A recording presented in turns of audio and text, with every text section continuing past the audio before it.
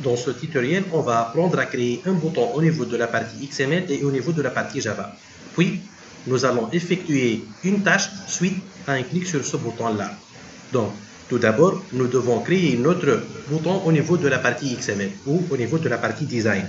Donc, ici, sur le dossier REST, on doit aller au dossier Layout. Puis, au niveau de notre interface Activity-Main, nous devons créer un bouton. Donc, ici, au niveau de notre Activity-Main, nous avons un Linear Layout vertical.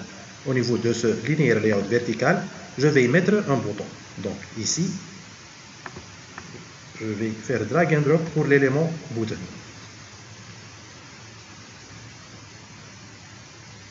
Et voilà, nous avons maintenant un bouton.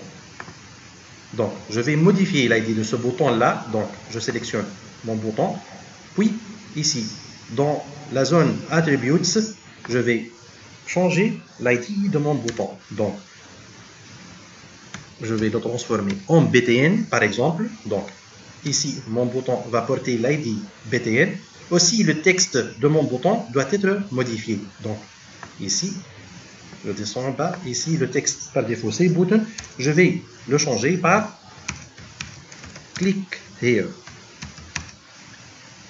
Voilà. Donc, j'ai modifié l'ID et le texte de mon bouton. Maintenant, mon bouton existe au niveau de la partie XML, mais pour la partie comportement, il n'a aucun comportement pour le moment. Donc, je dois accorder un comportement à mon bouton au niveau de la partie Java. Donc, ici, au niveau du dossier Java, au niveau de notre paquetage, nous avons déjà Main Activity qui gère l'interface Activity-Main. Donc, l'interface Activity-Main contient un bouton pour le moment. Donc, au niveau de la partie Java, je dois créer un élément de même type. Donc, au niveau de la partie XML, j'ai créé un button. Donc, ici, au niveau de la partie Java, je dois créer aussi un button. Donc, à partir de la liste de l'autocompletion, je vais choisir button. Et voilà, l'import s'est effectué. Donc, je vais nommer cette variable de type button B. Et voilà. Donc, B, il s'agit d'une variable, c'est-à-dire une réservation mémoire. Donc, il s'agit d'une réservation pour un bouton.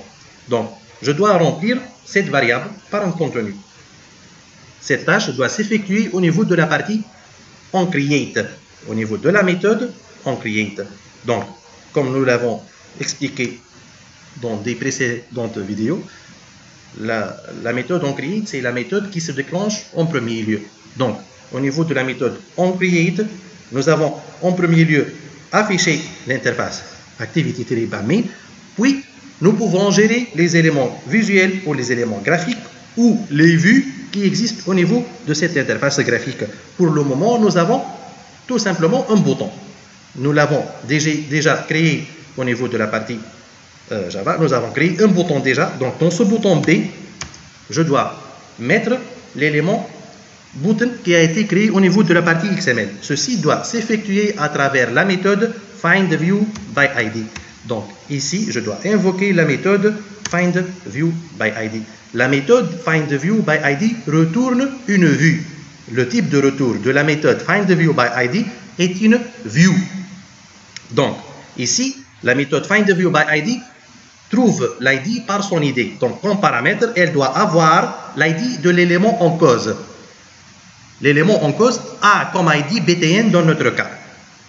Et puisque les ID sont considérés comme des ressources, donc on doit faire recours à notre fameux fichier R.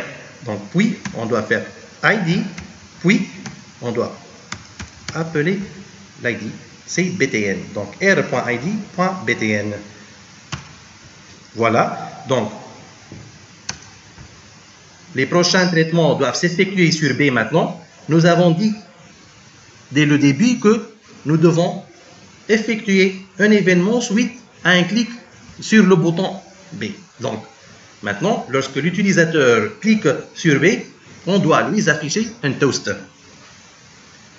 Tout d'abord, il faut savoir si le bouton est en état de clic ou en état de repos. Le listener permet de faire cette tâche-là. Donc, on doit attribuer un listener à notre bouton. Ceci s'effectue à travers la méthode setOnClickListener. Donc ici, je dois attribuer un listener à mon bouton. Donc B.set on click listener. Voilà, elle est apparue au niveau de la liste de l'autocompletion. Je vais la choisir. Donc set on click listener.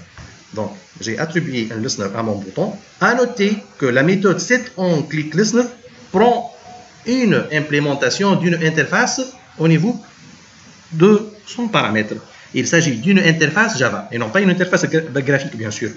Donc, l'interface à implémenter s'appelle onClickListener.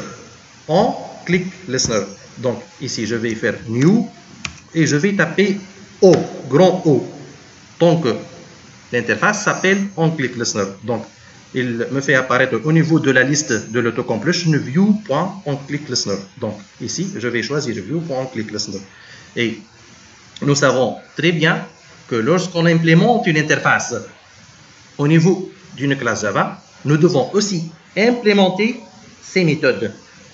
L'interface onClickListener contient une seule méthode, c'est la méthode onClick. Donc, ici, au niveau de l'autocompletion, lorsque je choisis view.onClickListener, il va implémenter automatiquement la méthode onClick. Voilà, il s'agit de la méthode implémentée onClick.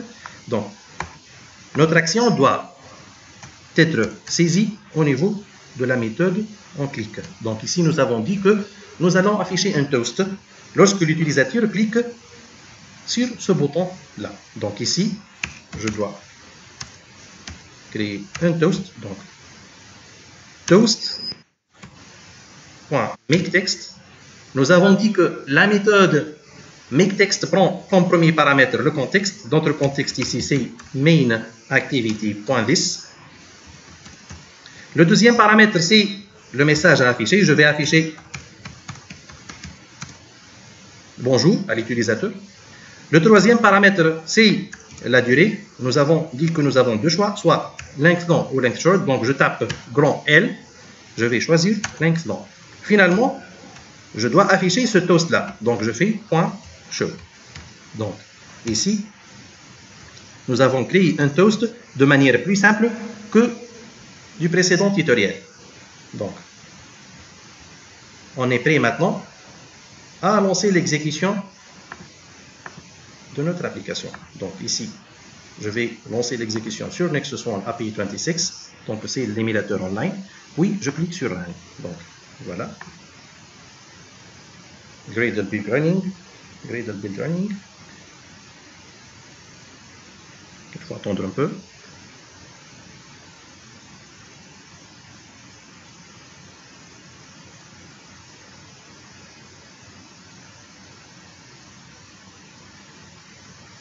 Il faut noter que si la compilation est effectuée avec succès, un fichier binaire va être généré. C'est le fichier APK. C'est un fichier qui porte l'extension .apk. C'est le fichier binaire des applications Android. C'est à travers ce fichier-là qu'on effectue l'installation de nos applications sur les devices. Donc, ici, après la compilation, l'Android Studio va se charger de générer l'APK, puis il va se charger de l'installer au niveau de notre émulateur choisi. Donc, lorsqu'il nous affiche install, cela veut dire qu'il est en train d'installer l'APK au niveau de notre émulateur.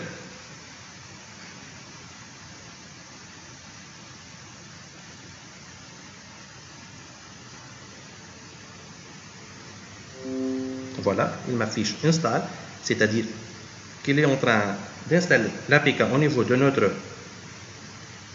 émulateur. Et voilà, donc l'activité est lancée. Donc ici, l'activité m'affiche un bouton, c'est le bouton cliquer. Si je clique sur ce bouton-là, un toast qui affiche bonjour va être généré. Et voilà.